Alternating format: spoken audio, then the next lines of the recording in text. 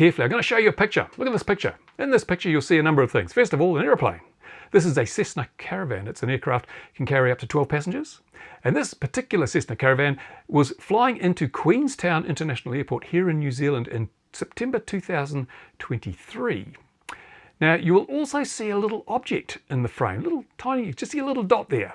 And that's an object that was either about to collide with or has just collided with that aircraft while it's on approach to land at an international airport here in New Zealand. I want you to pause the video now and go down to the comments, and without skipping ahead, just tell me what you think that object was. Think what it was. Tell me what you think it was. Remember, it could have been a UAP. We've had all those releases in America. Trump's dumped all those files of flying saucers and UFOs and things. Was it a UFO?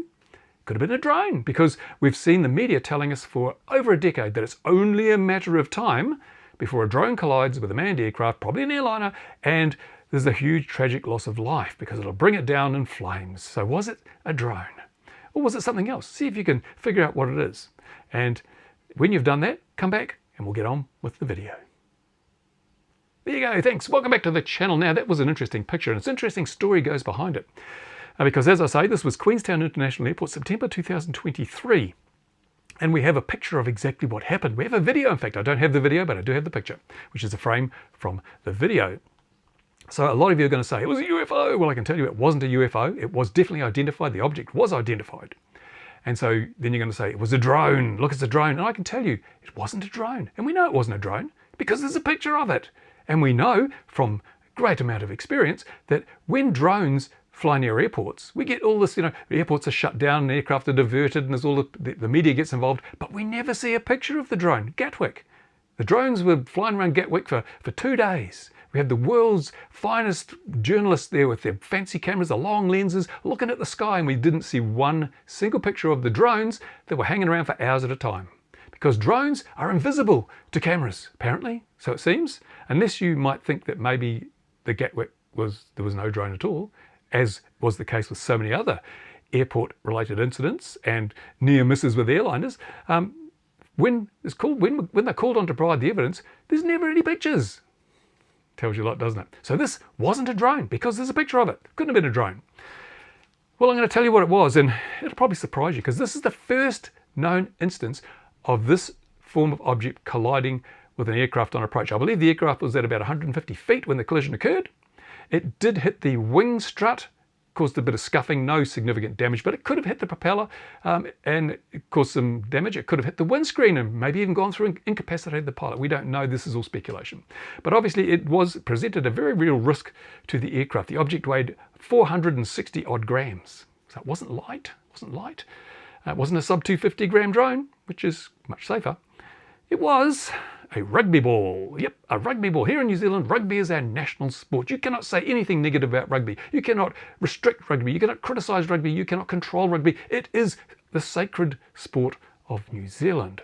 And for that reason, well, this probably explains what happened afterwards. Now, turns out, according to the story, that the rugby ball was deliberately kicked at the aircraft by a young lad. He chose to kick that ball at an aircraft and it hit the aircraft. Now, here in New Zealand, if you do that sort of thing and you're not using a rugby ball, you face up to a $10,000 fine for damaging or interfering with an aircraft. It's a significant, and probably a prison sentence, I don't know, I haven't looked it up, can't remember. But it's a really serious crime to endanger an aircraft like that, right? But this guy got off scot-free. He apologised. If only it was that easy, eh, when you're flying drones. Now imagine for a moment that he'd actually been flying a drone, maybe a DJI Neo, and the DJI Neo had hit the strut and left a little scuff mark like the rugby ball did. Do you think that he would have got off scot-free and just had to apologise and said, "No, don't worry about it, mate, these things happen"? Do you think the CIA would have said, "Oh, it's all right, don't worry, these things happen, carry on," and not find him or anything like that? Do you think the media would have just sat on the story for nearly 3 years? Would it have been all over the papers and the media and the news and the television? Drone almost kills 12 people in collision with passenger flight coming into international airport. It had been all over the world news. Drone almost, oh my God, it was a drone. But because it was a rugby ball, and you can't criticise rugby, nobody said anything until today. And there's no punishment, there's no censure, but more worrying than that. And this is the real worry. Now, 7 years ago, I did a series of videos in which I pointed out just how safe sub 250 gram models can be. I took my Outlaw 250, the little foam Outlaw 250 I built, sitting up there at the moment. I took that and I repeatedly flew it into myself without injury to myself or damage to the model. I just flew it into myself till I got bored doing so, just to prove that it wasn't dangerous. And the reason it wasn't dangerous is it's got such a light weight and it travels so slowly that it has very low energy, very low kinetic energy. And to explain that, I did another video on my RC Model Reviews channel in which I showed you how to calculate the energy. And I did the calculations and showed, ironically, that a football has far more energy than a sub 250 gram phone model aircraft. And here we go. A football hit an airplane. And only put a scuff on the spar or the strut. So imagine if that had been my little Outlaw 250, it wouldn't have even put a scuff on the strut. Yet, here's the kicker.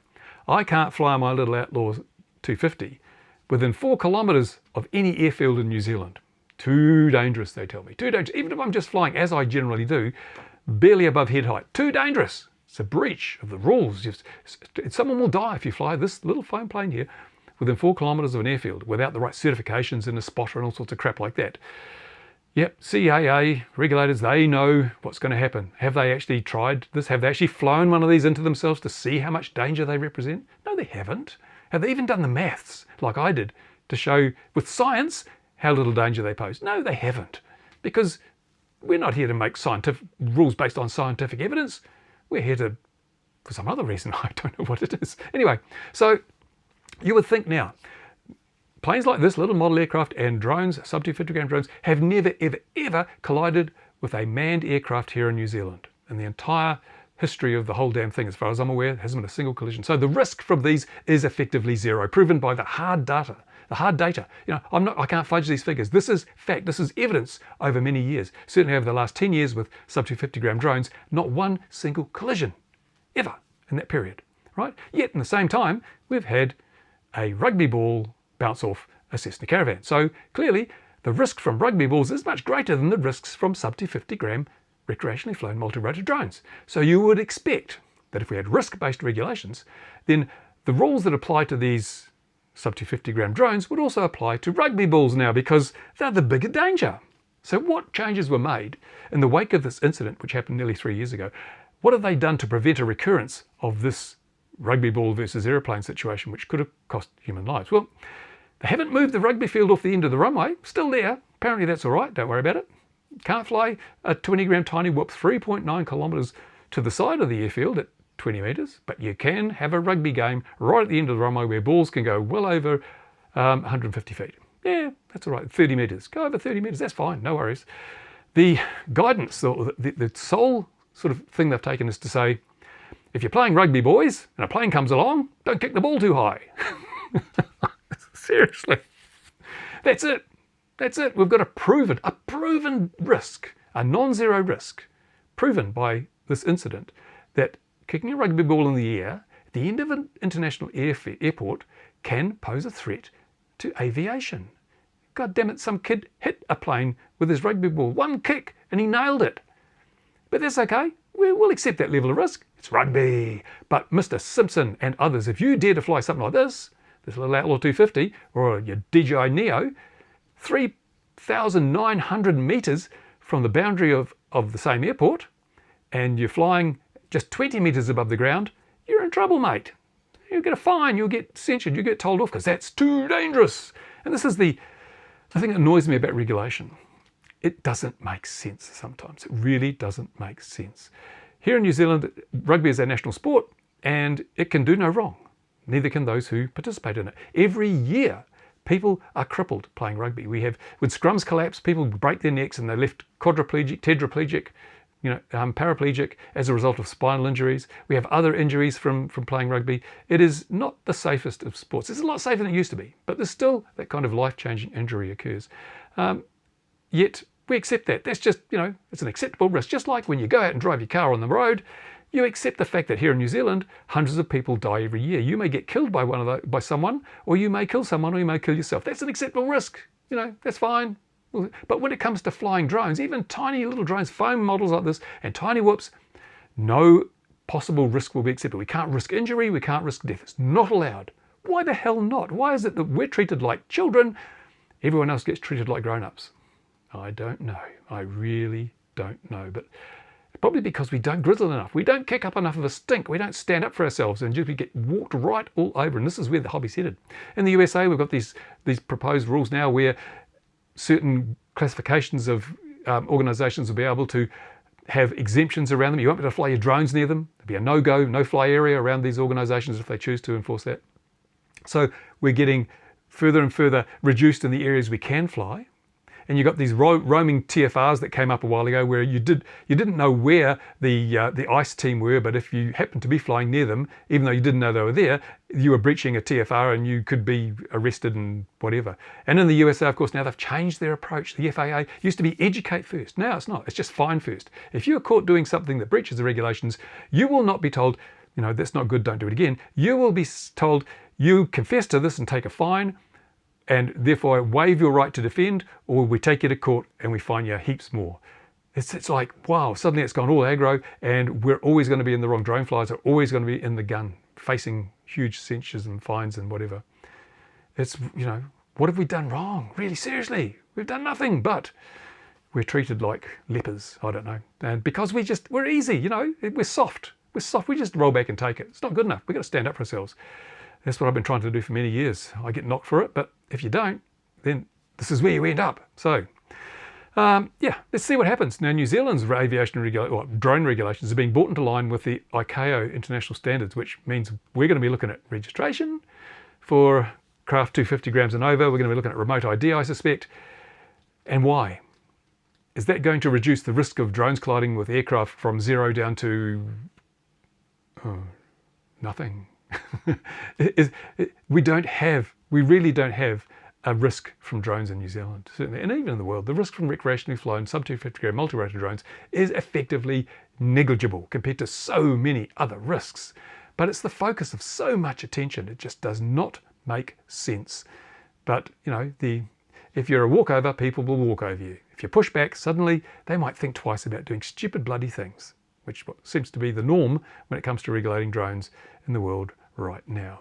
So I'll be having words with CIO. Let's see what we can work out here. We need to loosen the strings somewhat, and because we don't have risk-based regulation here. As I've said before, the 20-gram tiny whoop is treated exactly the same as the 14-kilogram commercial octocopter. The same rules apply to both, yet we know that there's a hugely different risk profile associated with either. So they're not risk-based. They're not risk-based at all. To their credit, I have to say CAA have been pretty fair in terms of enforcing regulations.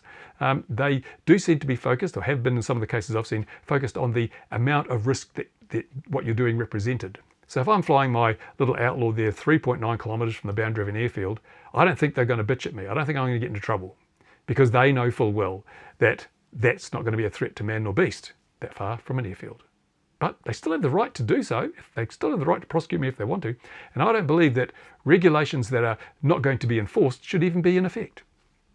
If you've got regulation, you enforce them. You make good regulations and you enforce them so that everyone knows where they stand. If you make crappy regulations and enforce them arbitrarily or at a whim, or depending on which side of the bed you got out, that is bad regulation. People who are supposed to follow those regulations don't know where they stand, and you get massive injustices, because eventually someone gets, like Philly Drone Life, they decide to make an example of somebody, and the penalties far outweigh the seriousness of the offending, simply to send a chilling effect to other people so that the regulators or the enforcers don't have to get off their bums every morning and do any work. So we'll see where things go. I'll be keeping a watchful eye on what's happening, and I'll keep you up to date. But I just thought this little incident was just well worth reporting, because it's the first time I've ever heard of someone kicking a rugby ball at an airplane and hitting it on approach to an international airport and getting away with it scot-free, and no real effective measures put in place to stop it happening again. Thanks for watching, guys. Thanks to my Patreon supporters. I love you, and I'll see you in the next one. Bye for now.